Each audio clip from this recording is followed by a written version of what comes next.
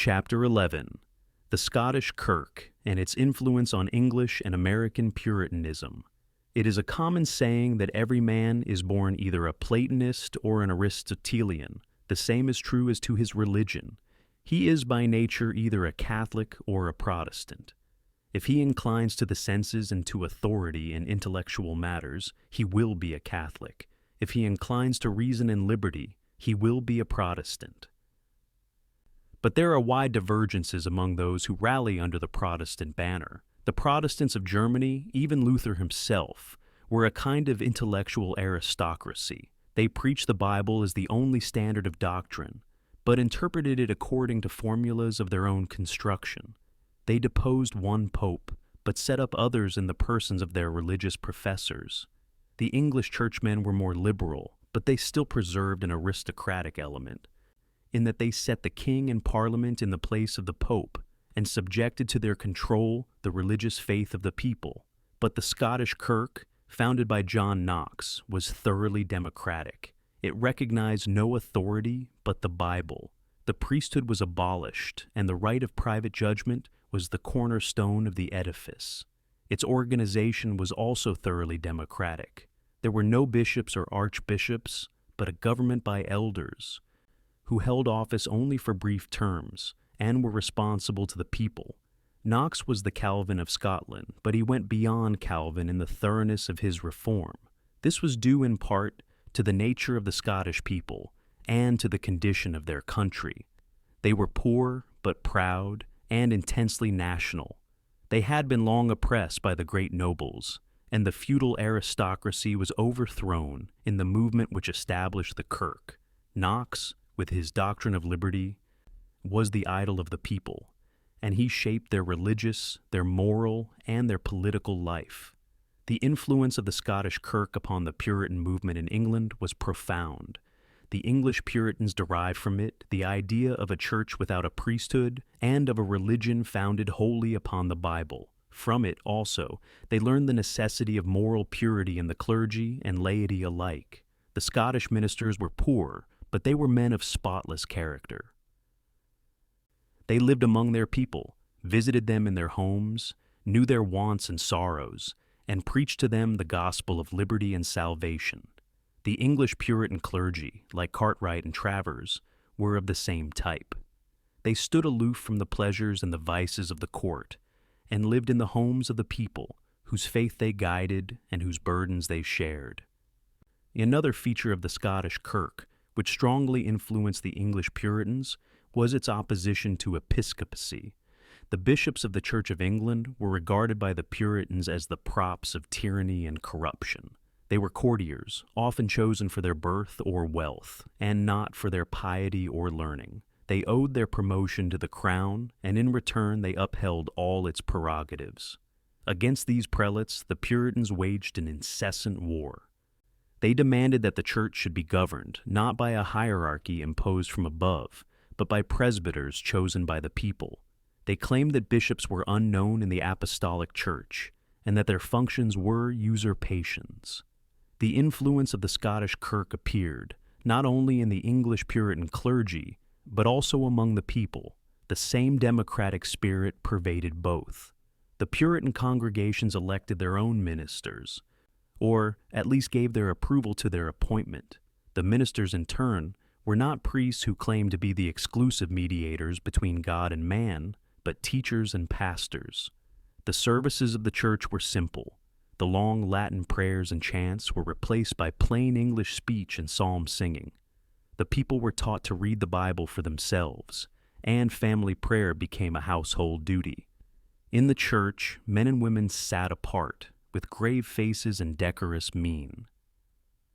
The children were taught to be silent, and all behavior was regulated by the strictest rules. The Scottish Kirk also influenced the Puritan discipline. The Kirk maintained a system of supervision over the morals of the people, which was minute and relentless.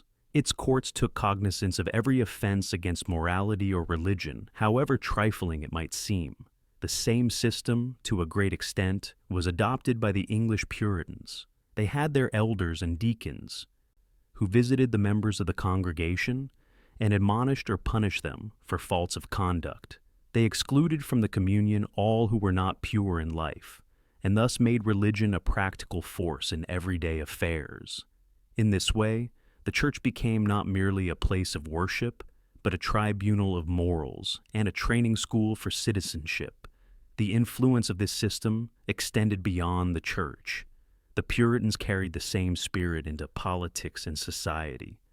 They demanded purity in public life, honesty in trade, sobriety in pleasure, and decency in all behavior. They believed that religion should be the basis of the state, and that the law of God should be the law of the land. This theory, though it led to many extravagances, had a noble side.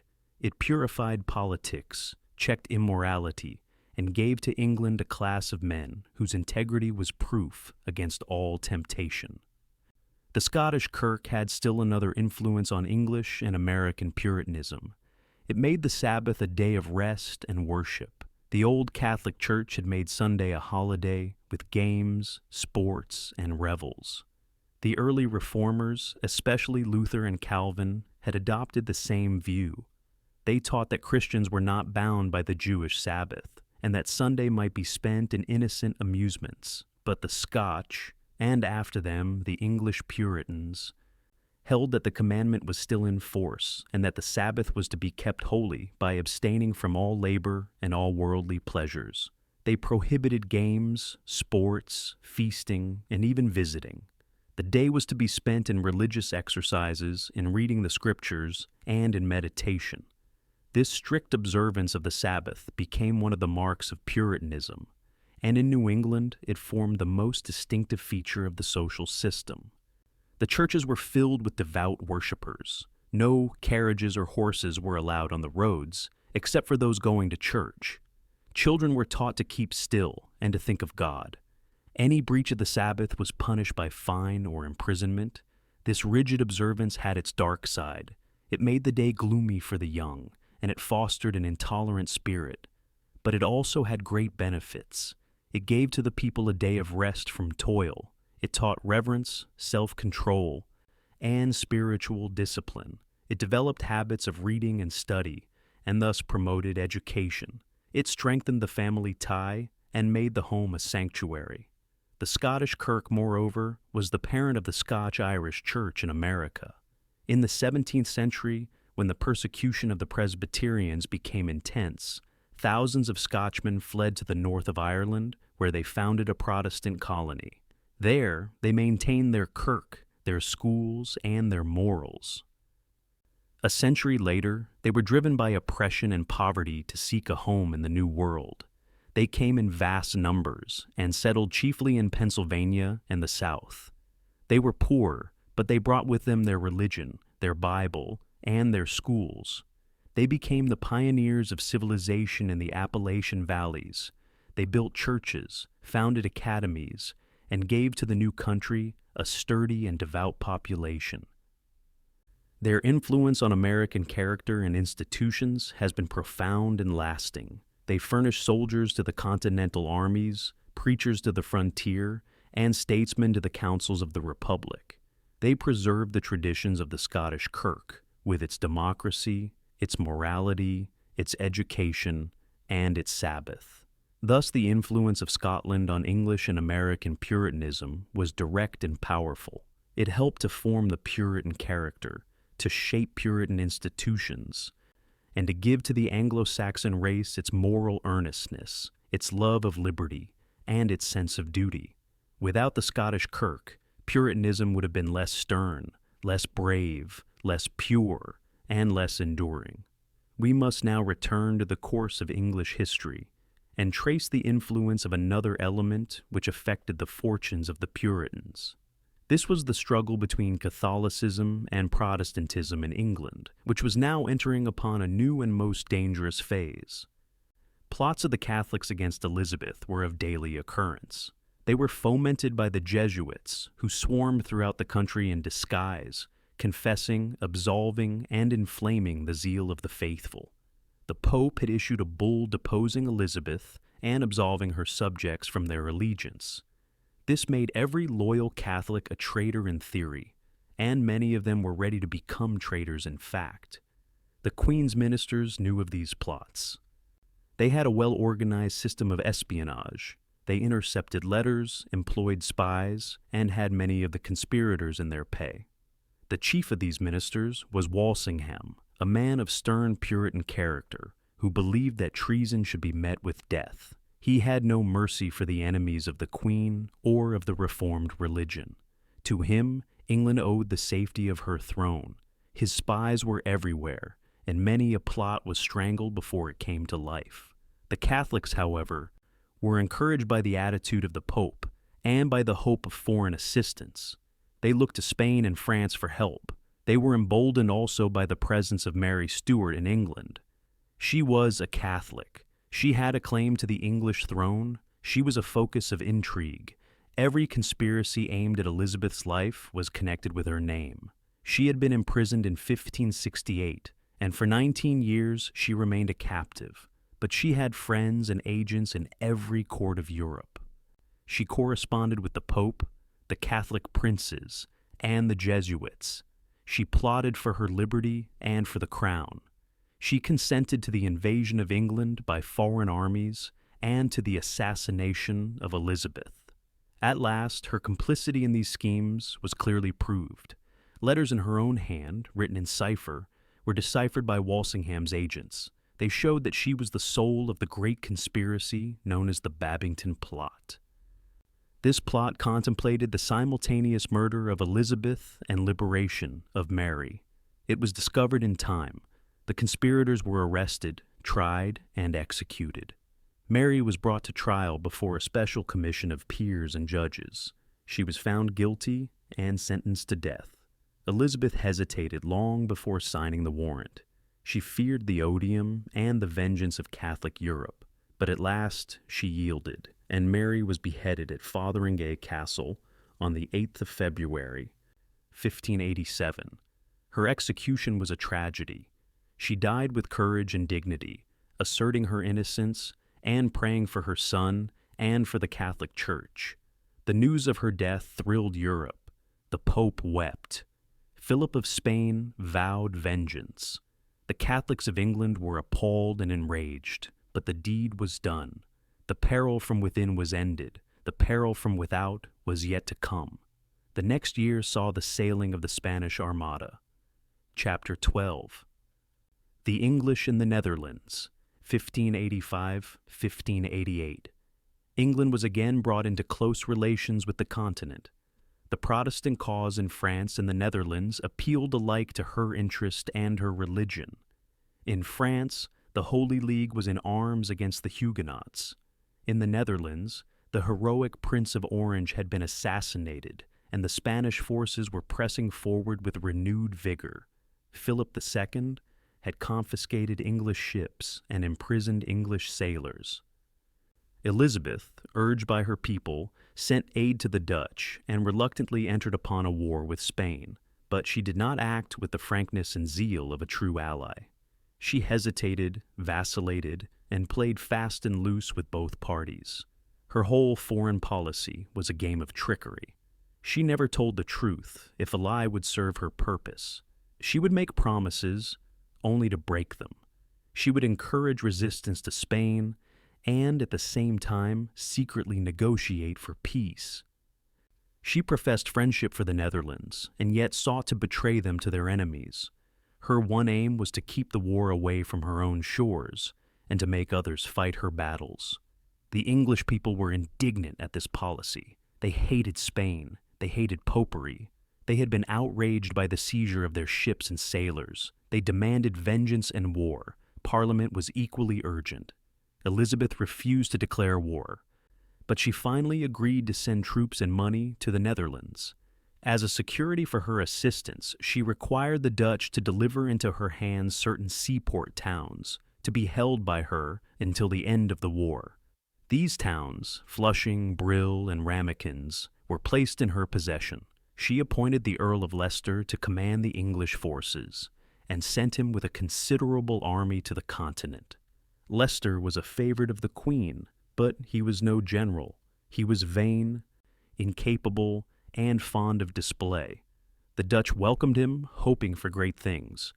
To please them, he accepted the office of Governor-General and took an oath to maintain their liberties. But this act enraged Elizabeth. She had expressly forbidden it. She denounced him in public and private and disowned his authority. Leicester, thoroughly alarmed, wrote letter after letter in excuse. He said that he had been forced into the acceptance. He had done it only to prevent the states from offering their sovereignty to France. Elizabeth was not pacified. She called him a traitor and threatened to recall him, but she feared the wrath of the people and allowed him to remain. Still, she resumed her negotiations with Spain and secretly proposed to deliver up the Dutch towns as the price of peace. Leicester was thus placed in a humiliating and impossible position. He could neither fight nor make peace. His army accomplished nothing. His soldiers were unpaid and mutinous. His officers betrayed him. One after another, the towns which he held were surrendered to the Spaniards. The English in the Netherlands were disgusted and enraged. They saw the Queen's duplicity and lost heart in the cause. The Dutch also were indignant. They had expected sympathy and support, but found only treachery and delay. They charged Leicester with cowardice or treason. His efforts to govern them led only to confusion and strife. The whole expedition was a failure. It accomplished nothing except to alienate the Dutch and embolden their enemies. It was a dark chapter in the history of Elizabeth's reign. One bright incident alone relieves the gloom of the English campaign in the Netherlands. This was the Battle of Zutphen, fought in 1586. The Spaniards held the city, and the English attempted to cut off a convoy of provisions. A skirmish took place, in which the English had the advantage, but the enemy was reinforced, and a general engagement followed. In this battle, Sir Philip Sidney was mortally wounded. He was struck in the thigh by a musket ball. As he was borne from the field, suffering intense thirst, he called for water. A cup was brought to him. As he raised it to his lips, he saw a dying soldier lying near, looking wistfully at the draught. Sidney handed him the cup, saying, "Give it to him. His necessity is greater than mine." He lingered for several weeks and died in great agony. His death was the most heroic and the most lamented of the age. He was the ideal gentleman of England, a scholar, a soldier, a poet, a courtier. He united all the graces and virtues of his time. He had refused a crown, had pleaded for the oppressed Netherlands, and had fought for freedom with his sword. His Arcadia and his sonnets had made him famous in literature. His courtesy and valor made him the idol of the people. His funeral was a national mourning, but even in death he was pursued by creditors. His corpse was seized for debt. His father-in-law, Sir Francis Walsingham, became responsible for his obligations and was ruined. The Queen, to whom Sidney had devoted his life, refused to reimburse the loss. She paid nothing for his services or his death. She had not liked him, for he was too independent. He had opposed her marriage with a worthless foreign prince and had been banished from court in consequence. His fate was the fate of many who served Elizabeth. She was lavish of smiles and promises, but stingy of rewards. She gave her favor to flatterers and minions, not to men of honor. The Babington conspiracy, which led to the execution of Mary Stuart, also recalled Leicester from the Netherlands. His officers in his absence betrayed more towns to the Spaniards. The Queen's duplicity had borne its fruit. Her army was demoralized, her reputation ruined, her allies alienated. Nothing was left of her splendid intervention but dishonor and defeat. Meanwhile, the enemies of England were preparing their final blow. Philip of Spain had resolved to invade the kingdom. He had been encouraged by the disaffection of the Catholics, by the execution of Mary Stuart, and by the weakness of Elizabeth's foreign policy. He had immense resources. He controlled the wealth of the Indies, the armies of Spain and Italy, and the fleets of Portugal. He had the Pope's blessing and the prayers of every Catholic in Europe. His plan was to unite his forces in Flanders with the Duke of Parma and cross the Channel with a mighty fleet. The Queen had been warned of this design, but refused to believe it. She still hoped for peace and continued her negotiations. Her ministers were alarmed. Her people clamored for war. Parliament voted supplies and demanded action. The preparations of Spain went on. At last, the storm burst. In 1588, the Invincible Armada sailed from Lisbon. Chapter 13. The Invincible Armada. The sailing of the Invincible Armada marks an epoch in English history. It was the greatest military enterprise ever planned by a single power. Philip of Spain had resolved to crush Protestantism and avenge the death of Mary Stuart. His resources seemed boundless. He ruled Spain, Portugal, Naples, Sicily, Milan, and the Netherlands. He held the treasures of the New World. His fleet swept every sea. His army was the best drilled and most experienced in Europe. His officers had served in 100 battles. His soldiers were veterans hardened by long campaigns. To oppose this mighty power, England had only a small army, a few warships, and a people unused to regular warfare. But she had three great advantages. She was fighting on her own soil. She had the sympathy and prayers of every Protestant in Europe. She had also a band of seamen who feared nothing, loved their country, and hated Spain. The Armada was composed of 130 ships. It carried nearly 20,000 soldiers, besides seamen and galley slaves. Its commander was the Duke of Medina Sidonia, a nobleman of high rank but small capacity. The real leader of the expedition was the Duke of Parma, who was to join the Armada from Flanders with his army and transports. This was the weak point in the plan. Parma had no fleet, and the English navy stood between him and the Armada. The ships of the Armada were huge and unwieldy. They were cumbrous galleons, built rather for strength than speed. They were floating castles with high poops and tiers of guns. But they were poorly manned, badly provisioned, and ill-adapted to meet the English privateers. These privateers were swift, light vessels, admirably handled, and commanded by men who knew every trick of seamanship. Among them were Hawkins, Drake, Frobisher, and Howard. They had fought the Spaniards in every sea and knew their weakness. They had no fear of their power. When the Armada was first seen off the coast of Cornwall, the beacons flamed along the hills. The whole country rose to arms. Every harbor sent out its ships. London poured forth men and money. The Queen took command of the army in person. She rode among the troops, armed and helmeted, and spoke words of courage and devotion. At Tilbury, on the Thames, she made her famous speech, "I know I have the body of a weak and feeble woman, but I have the heart and stomach of a king, and of a king of England too." The fleet under Lord Howard of Effingham sailed to meet the Armada. It founded off Plymouth in a crescent formation, stretching over 7 miles. The English at once attacked it. They hovered around it like wasps, darting in and out, raking it with shot and escaping before it could reply. The Spaniards could not bring their heavy guns to bear. They fired over the heads of the English. Their shot passed harmlessly through the rigging. The battle lasted several days. The Armada moved slowly up the channel, harassed at every point. At Calais, it anchored to wait for Parma, but Parma could not come. The English fleet held the sea. Fire ships were sent among the Spanish galleons. They cut their cables and fled in disorder. A general battle followed off Gravelines. There the Spaniards were routed, their ships were shattered, their men killed or wounded, and their hopes destroyed. The remnants of the Armada fled northward around Scotland and Ireland. Storms completed the work of the English cannon. Many of the ships were wrecked on the rocky coasts. Thousands of men perished by cold, hunger, and disease. Only a few battered hulls returned to Spain. The Great Armada was no more. The destruction of the Armada was a turning point in history.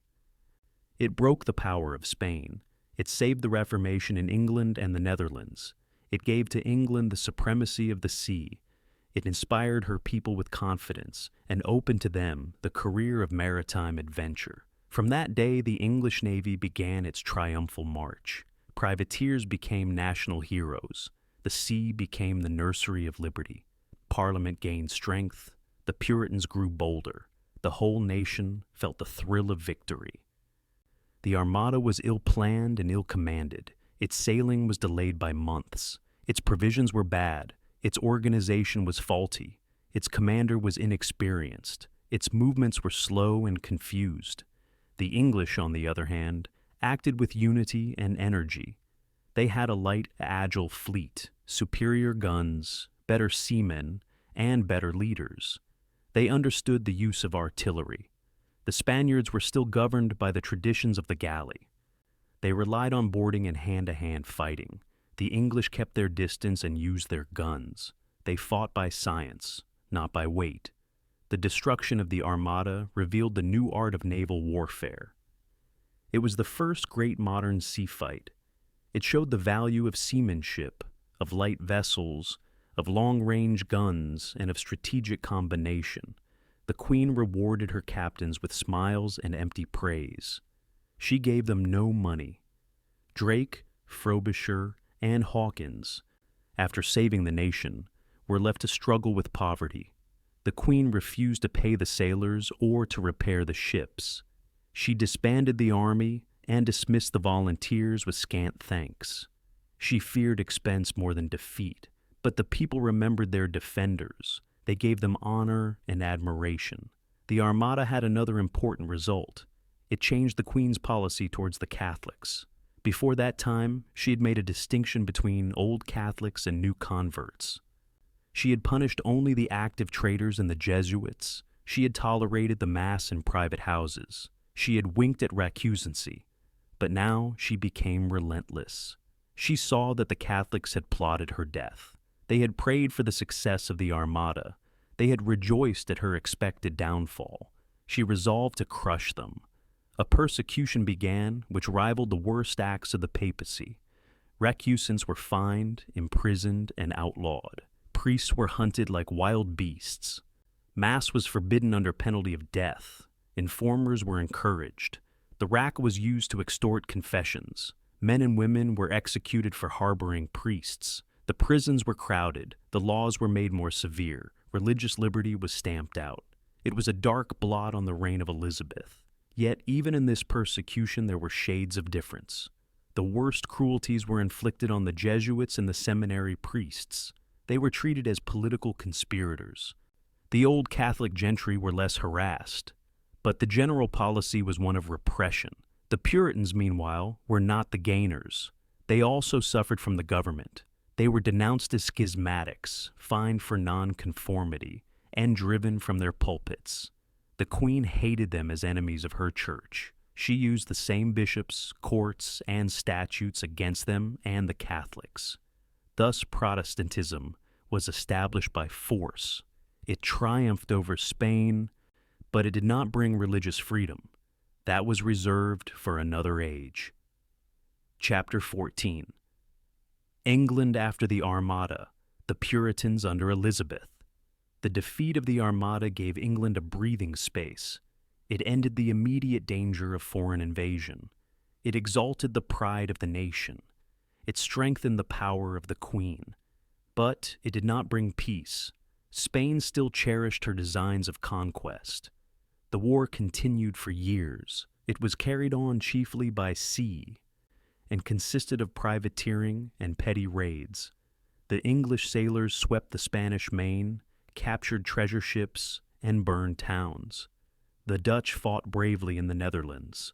But there was no general campaign, no decisive battle, no formal peace.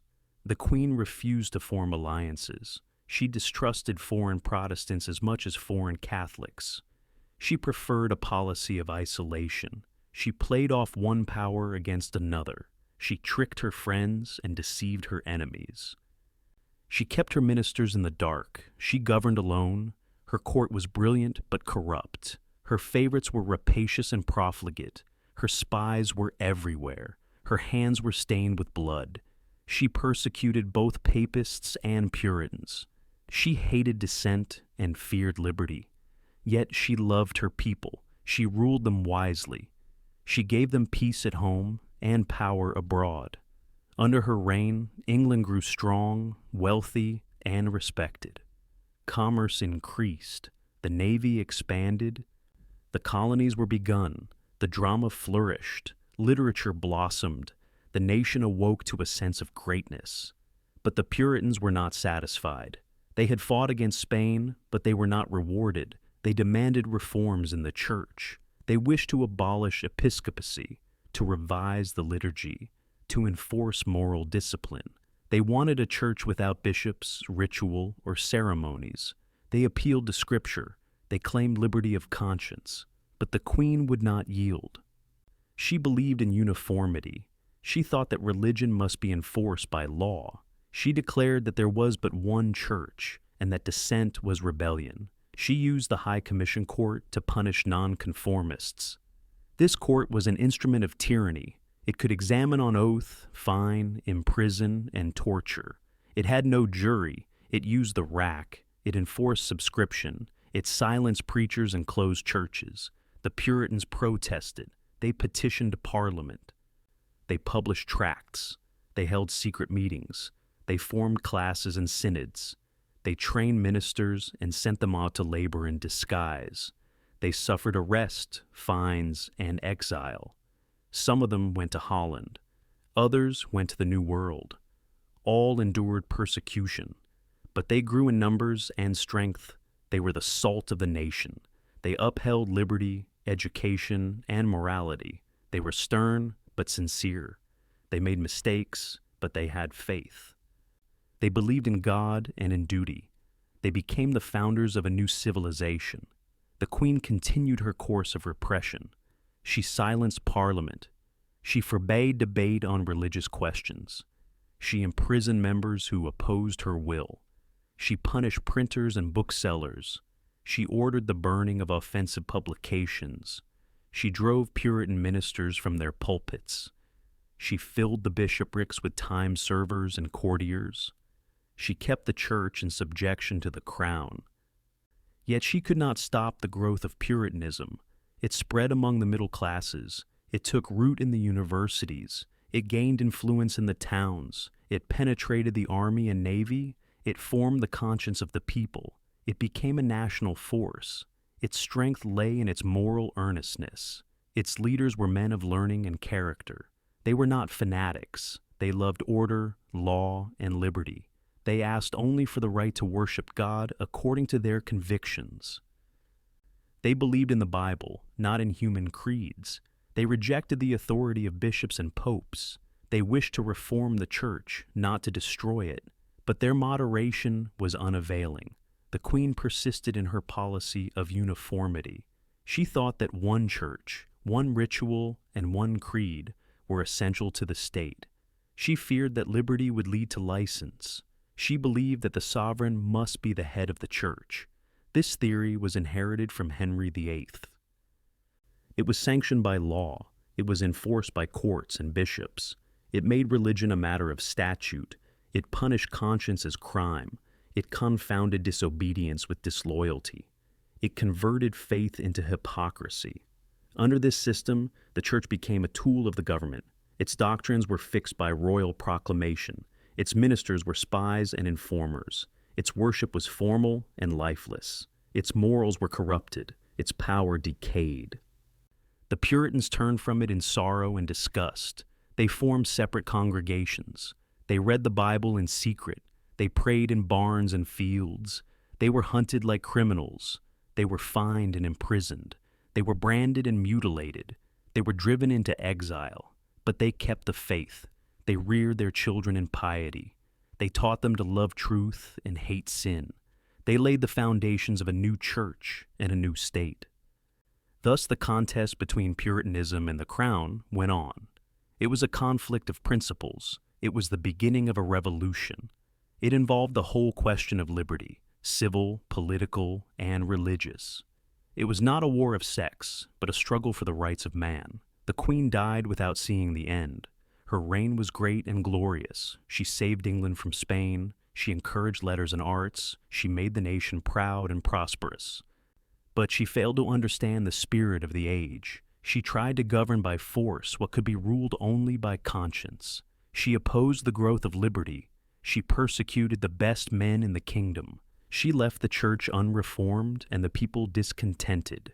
She sowed the seeds of a future conflict which was to shake the throne and transform the nation.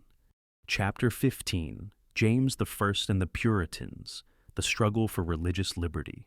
Elizabeth was succeeded in 1603 by James I, the son of Mary Stuart and the first of the Stuart kings. His accession united the crowns of England and Scotland. It was hailed with joy by the people. They hoped for peace and reform. They looked for a new era of liberty. But they were soon disappointed. James had been bred in the doctrines of divine right. He believed that kings were the vicegerents of God. He thought that parliaments were a nuisance and that liberty was rebellion. He boasted that he understood theology better than any of his bishops. He had a pedant's learning and a fool's vanity. He was cowardly, selfish, and false. He disgusted the people by his vices. He alienated the nobility by his favoritism. He outraged decency by his habits. He ruled without dignity and died without regret.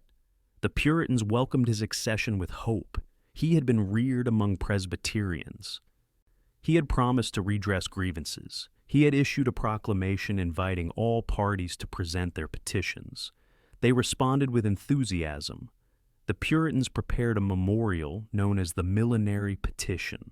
It was signed by nearly 1,000 ministers.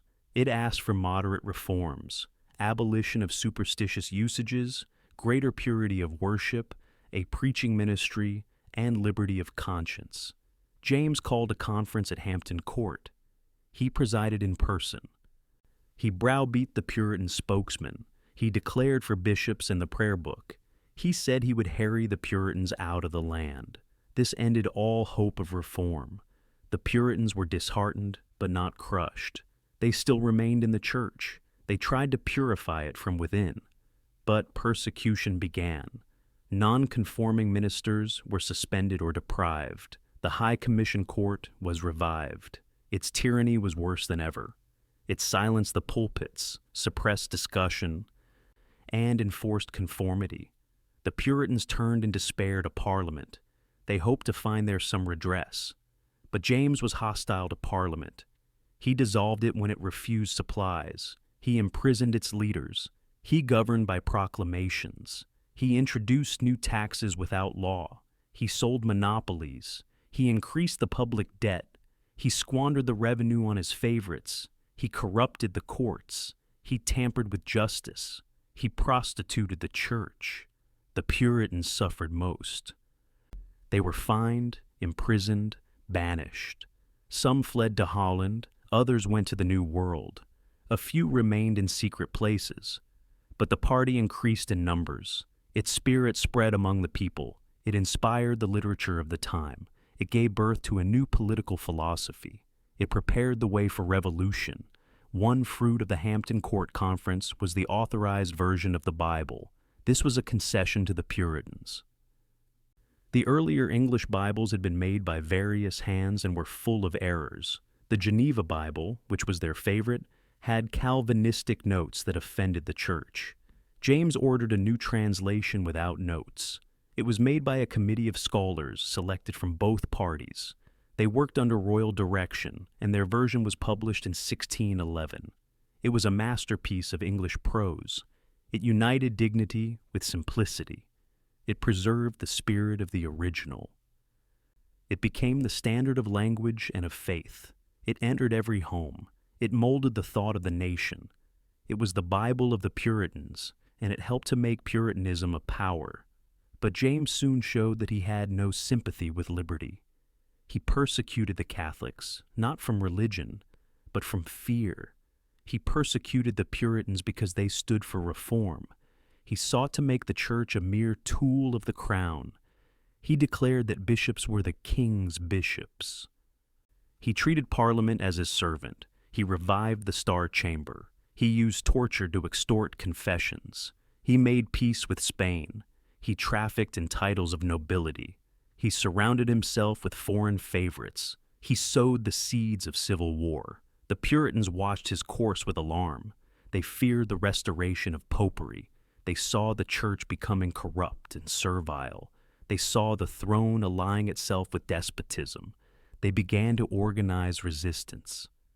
They strengthened their congregations. They taught their children the doctrines of liberty. They prepared for a new exodus. Some of them left England and settled at Leyden. There they lived in peace, but in poverty. They found work, but no future. They longed for a home where they might plant a church and a state. They resolved to cross the ocean. They sought and obtained a patent. They bought a ship and supplies. They sailed from Delft Haven to Southampton. There they met another vessel. They started together for the New World. One ship proved unseaworthy and returned. The other went on. After a long and stormy voyage, the Pilgrims reached the shores of America. They landed at Plymouth Rock in December 1620. They were few in number, but rich in faith. They brought the Bible and the school. They planted a colony of conscience. They laid the foundations of a Christian commonwealth. Their history is the history of New England. It is the history of civil and religious liberty. It is the history of the Puritan race. Chapter 16. The Pilgrims in Holland and in America. The founding of New England. The Pilgrims who landed at Plymouth were English Puritans of the separatist type. They differed from the Puritans who remained in the Church of England. They believed that a church should be composed only of true believers. They rejected the idea of a national church. They held that each congregation should govern itself. They denied the authority of bishops and synods. They called themselves independents. They were few in number and poor in condition, but they had faith, courage, and endurance. They had left their homes in England to escape persecution. They had lived for years in Holland, earning a scanty living by hard labor. They had learned Dutch habits and Dutch thrift. They had preserved their language, their Bible, and their worship. They had trained their children in piety and obedience. They had suffered poverty, exile, and hardship, but they had not lost heart. They longed for a country of their own. They resolved to cross the ocean and found a new colony. Their first plan was to settle near the Hudson River. They obtained a patent from the London Company. They secured the assistance of some merchants in England. They hired the Mayflower, a small vessel of 180 tons. They set sail in September 1620. They were driven by storms to the coast of Massachusetts. There they landed, built cabins, and began the foundations of a state. Before landing, they signed a compact. This compact was the first written constitution in America. It declared that they would form a civil body politic and obey the laws made for the general good. It was signed by all the male members of the company. It was the beginning of democracy in the New World. The colony thus founded was a church and a state. It had no bishop, no priest, no king. It was governed by elders and chosen magistrates. Its laws were based on the Bible. Its members were required to live godly lives. Its meetings were for worship and legislation. Its schools were for teaching the scriptures. It had no tolerance for error. It punished heresy, immorality, and idleness. It was narrow but sincere. It was harsh but honest. It was poor but pure. It became the germ of a great commonwealth. The Pilgrims suffered terribly during their first winter. Half their number died of exposure and disease, but they held fast to their purpose. They planted crops, made treaties with the Indians, and defended their homes. They had no help from England. They were left to shift for themselves. But they believed in their mission. They worked, prayed, and endured. They laid the foundations of New England. They were soon joined by other emigrants. Some were separatists, some were Puritans. They founded new towns and churches. They spread along the coast. They made laws, built schools, and formed governments. They were united in faith and purpose. They believed that they were the chosen people of God. They had come to found a religious state. Their life was simple, austere, and laborious. They rose early, worked all day, and prayed at night. They observed the Sabbath with rigid strictness. They fasted and feasted according to Scripture. They punished sin with public discipline. They regulated dress, speech, and conduct. They allowed no idle amusements. They banned the theater, cards, and dancing. They lived by rule and conscience. Their ministers were their leaders. Their magistrates were chosen by the people. Their schools were supported by taxation. Their colleges were founded to train preachers. Their children were taught to read the Bible. Their women were modest and industrious. Their homes were plain, but clean. Their food was coarse, but wholesome. Their laws were severe, but just. They had a sense of duty, a fear of God, and a love of righteousness. They trained their youth in habits of self-control. They taught them obedience and reverence. They reared a race of strong men and virtuous women. They laid the foundations of a free and Christian republic. Their government was local, democratic, and self-sustaining. Each town managed its own affairs. Each church was independent. Each citizen had a voice in public matters. They held town meetings, elected officers, levied taxes, and enacted laws. They practiced equality and fraternity. They recognized the dignity of labor. They made education universal. They encouraged thrift, sobriety, and industry. They fostered a spirit of inquiry and discussion. They trained their sons for the duties of citizenship. They believed in law, order, and progress. They resisted tyranny but obeyed the law. They fought for liberty but respected authority. They upheld the rights of conscience. They punished intolerance but did not persecute. They welcomed strangers but demanded conformity. They allowed no idlers, vagrants, or drones. They tolerated no aristocracy of wealth or birth. They had no titled classes, no privileged orders, no monopolies. They believed in equality before the law. They were stern, but not cruel. They were strict, but not fanatical. They were bigoted in creed, but liberal in practice. They feared God and loved their country. They were the true founders of American civilization. Chapter 17. The Puritans in England and in America. The Great Emigration. While the Pilgrims were building their cabins on the coast of Massachusetts, the Puritans in England were suffering under the tyranny of church and crown. James I died in 1625. He was succeeded by his son, Charles I. The new king inherited his father's doctrines. He believed in divine right, absolute power, and passive obedience. He was proud, reserved, and obstinate. He had no sympathy with the people. He was ruled by favorites. He married a French Catholic princess. He offended the Puritans by his conduct and his policy. He continued the system of arbitrary government. He levied taxes without law. He imprisoned men without trial. He governed without parliament. He revived the Star Chamber and the High Commission. He enforced conformity with greater rigor. He filled the bishoprics with courtiers and sycophants. He elevated Laud to the primacy.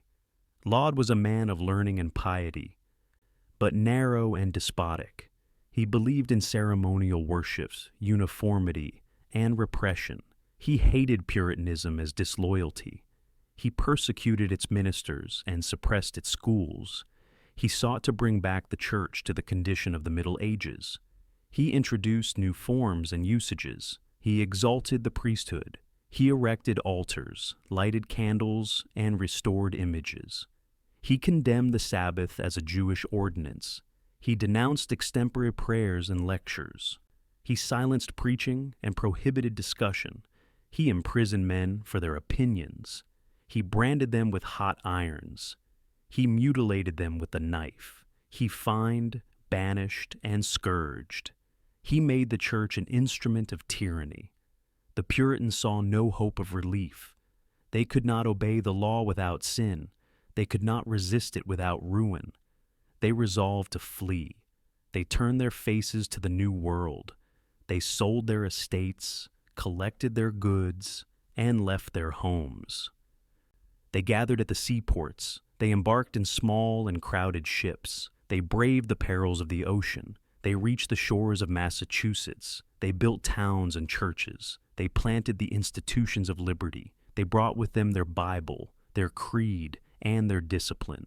They brought also their schools, their laws, and their customs. They founded colonies of conscience. They made the wilderness blossom with piety and order. This emigration was one of the most remarkable in history. It was not composed of adventurers, speculators, or criminals. It was made up of families, churches, and communities. It included scholars, ministers, merchants, farmers, and mechanics. It represented the intelligence, virtue, and independence of England. It was the exodus of a people for conscience sake. It was the flight of liberty from oppression. It was the beginning of a new nation. Between 1629 and 1640, more than 20,000 Puritans came to New England. They brought with them the spirit of law, order, and liberty. They established self-government in town and colony. They organized churches on the basis of equality. They made education universal. They founded Harvard College in 1636. They trained their children in the knowledge of Scripture. They taught them the duties of citizenship. They believed that government should rest on the consent of the governed. They framed written constitutions. They elected their rulers. They legislated for the public good. They punished sin, but upheld justice. They had faults of temper, judgment, and policy. They were intolerant, narrow, and severe. They persecuted dissenters. They banished Roger Williams. They hanged witches. They restricted the suffrage. They made religion a qualification for office. They subordinated the individual to the community. But they laid the foundations of a Christian democracy. They developed the institutions of liberty. They reared a race of freemen. They trained the men who were to lead in the Revolution. They made New England the school of the Republic. While they were building their towns and churches, a great revolution was preparing in England.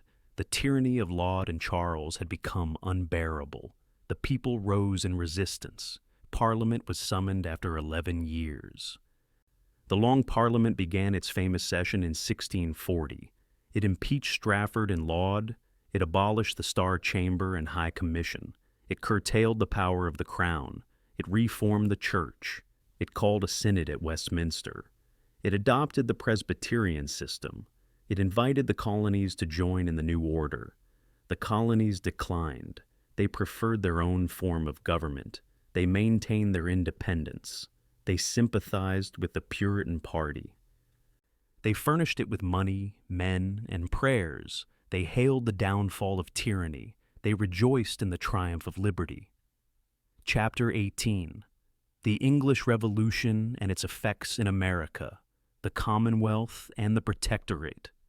The English Revolution was the result of long oppression. It was the rising of a people against despotism. It was the assertion of popular rights against arbitrary power. It was the triumph of Parliament over the Crown. It was the protest of conscience against the tyranny of the Church. It began with constitutional reform. It ended in civil war. The Puritans led the movement. They filled the Parliament, the army, and the pulpits. They were the soul of the resistance. They had suffered for their faith. They believed in justice and liberty. They drew the sword for God and country. The war lasted 7 years. It was fought with desperation on both sides. It ended in the victory of the people. The king was captured, tried, and executed. The monarchy was abolished. The House of Lords was dissolved. The Church of England was disestablished. A commonwealth was proclaimed. England became a republic. The colonies in America watched these events with deep interest. They had sprung from the same causes. They were founded by the same men. They were built on the same principles. They rejoiced in the success of the Parliament. They recognized the new government. They maintained friendly relations with the Commonwealth. They shared its dangers and its triumphs. They supported it with their influence. They imitated its policy. They strengthened their own institutions. They asserted their own rights. They grew in population, wealth, and power. The Commonwealth lasted only a few years. It was followed by the Protectorate. Cromwell became the head of the state. He ruled with vigor, wisdom, and justice. He gave peace to England and honor to her name. He upheld liberty and protected religion. He encouraged trade and fostered the colonies. He recognized the rights of New England. He made treaties with her confederacy. He defended her against foreign foes. He secured her independence. He protected her commerce. He encouraged her schools and churches. He respected her freedom. His policy was wise, strong, and beneficent. The colonies prospered under his rule. But the protectorate died with Cromwell. His son was unequal to the task. The army became divided. The nation grew weary of military rule. The monarchy was restored. Charles II was called to the throne. The people welcomed him with joy. They hoped for peace and liberty. They were soon undeceived.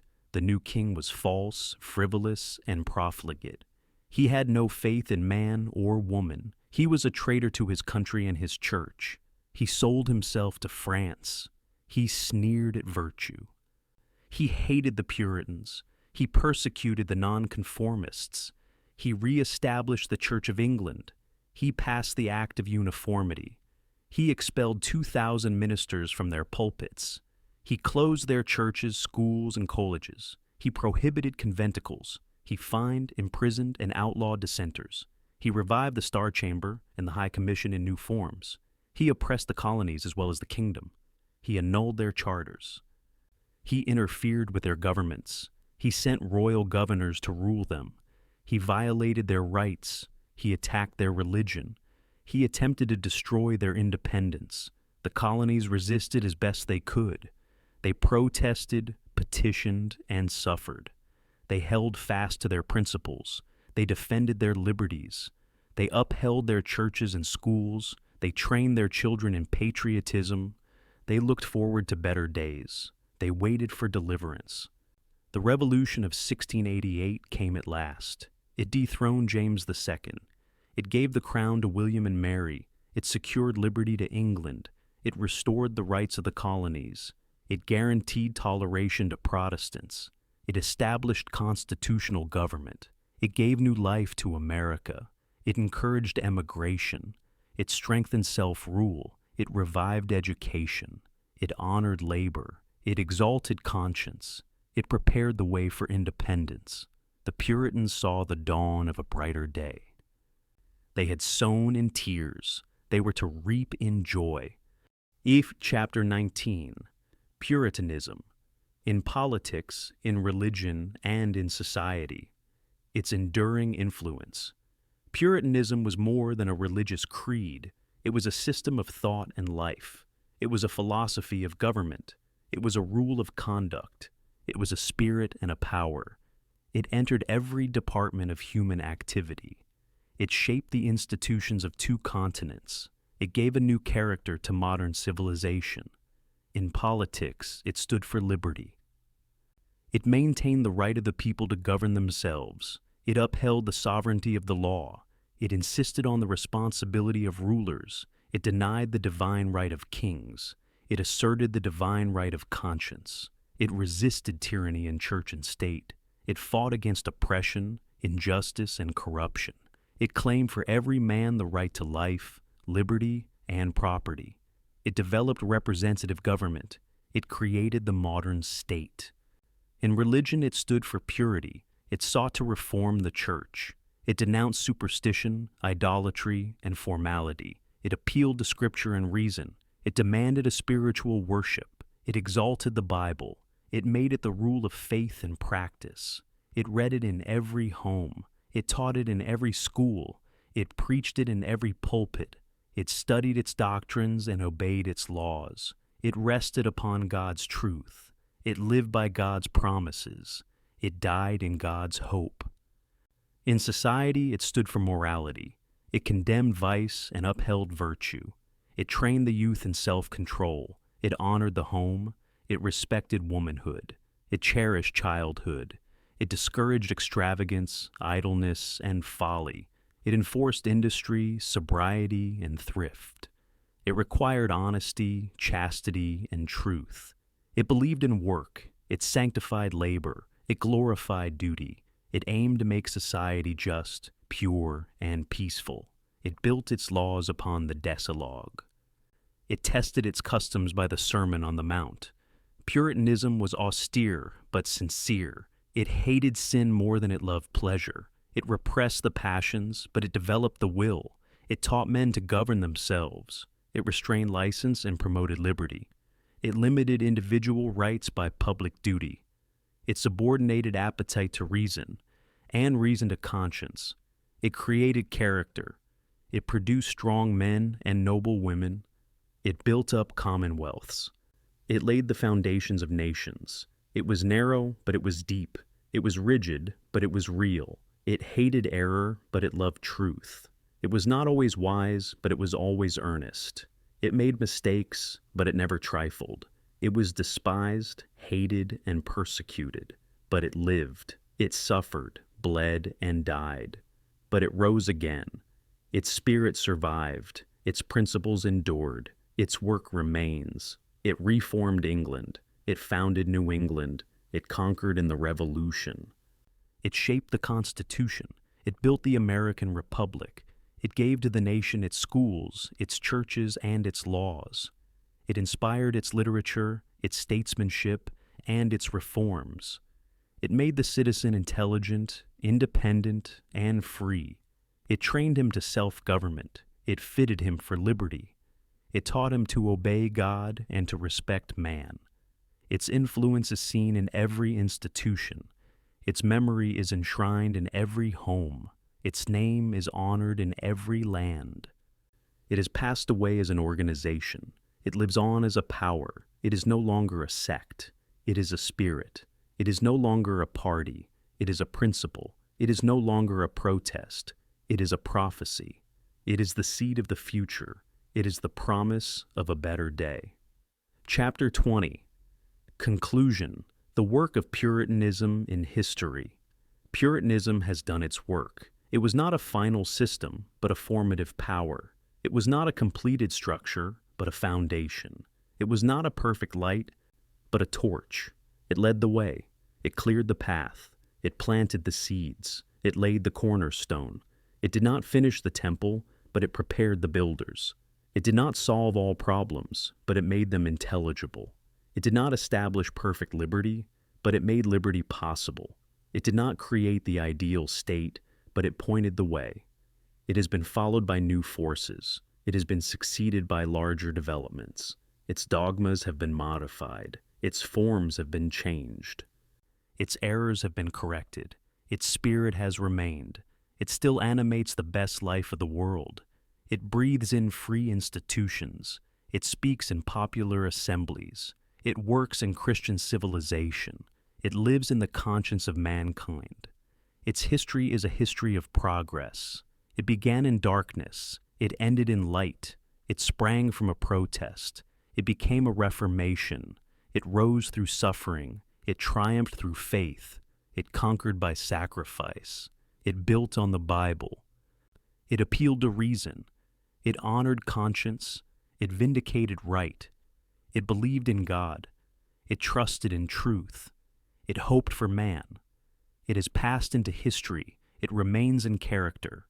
It is the heritage of the English-speaking race. It is the glory of Anglo-Saxon liberty. It is the foundation of the American Republic. It is the salt of modern civilization. It is the prophecy of a better future. The story of Puritanism is a story of struggle. It is a record of conflict, trial, and endurance. It is written in prisons, on scaffolds, and in exile. It is carved on tombstones, engraved on charters, and inscribed in constitutions. It is read in history, sung in hymns, and preached in sermons.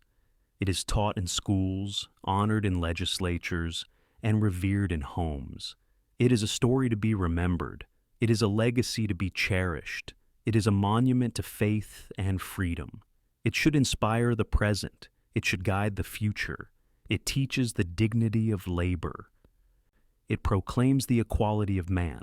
It exalts the rights of conscience. It enforces the rule of law. It uplifts the sanctity of home. It strengthens the foundations of government. It ennobles the ideals of life. It glorifies God in history. Let us not forget it. Let us preserve its memories. Let us study its examples. Let us emulate its virtues. Let us hand down its principles. Let us carry forward its work.